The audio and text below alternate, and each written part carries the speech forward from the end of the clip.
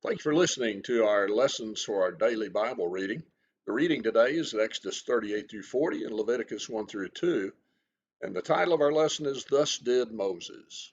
As we've been reading the last few days in the book of Exodus, it's been interesting to see the precision that God demanded. Back in chapter 29, he began to talk about building things according to the pattern that he had given. In our reading yesterday, as we looked in the ending of Exodus and then in the beginning of the book of Leviticus, we find a couple of interesting statements about Moses. You find in Exodus 40, he says over and over, thou shalt, thou shalt, thou shalt. And then in chapter 40 and verse 16, it says, thus did Moses according to all the Lord commanded him, so did he.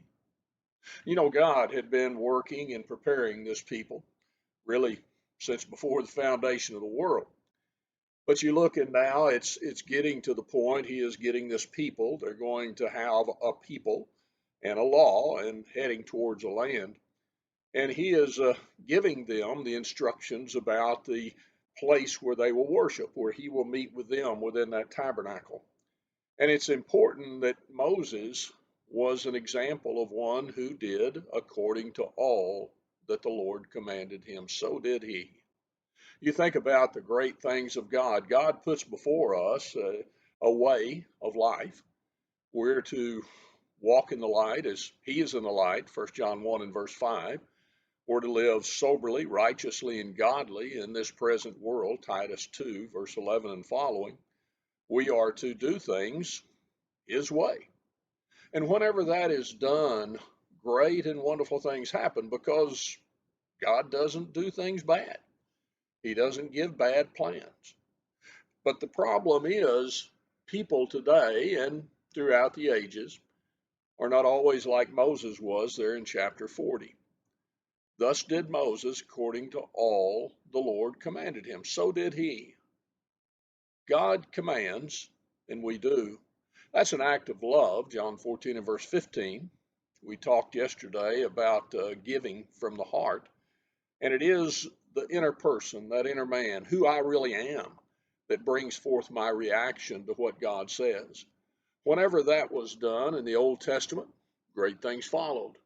Whenever it's done today, great things follow. And whenever we stay upon that path, great things are yet before us. We lay hold on that hope that is set before us. The Apostle Paul in the Philippian letter talked about, he said, this one thing I do, forgetting the things that are behind, I press on towards the prize of the high calling of God in Christ Jesus. The way he did that was to do things God's way. And he knew he could if he desired it in Philippians, the 4th chapter, verse 11 through 13. But here is the hope that we have. In verse 33 of Exodus 40, we're told that he reared up the court, ran about the tabernacle of the altar, set up the hanging of the court gate. So Moses finished the work. Why? Because what God commanded, he did. You think about that, and that was just a step in God's plan. But God's ultimate plan, of course, is for us to be in heaven with him throughout all eternity. Jesus in John 14 says, I go to prepare a place for you, that where I am, there you shall be also. And you look at that and you realize the Apostle Paul, in the life that he lived, in 2 Timothy, the 4th chapter, he says, I'm ready to be offered. Why? Because I've finished my course, I've kept the faith.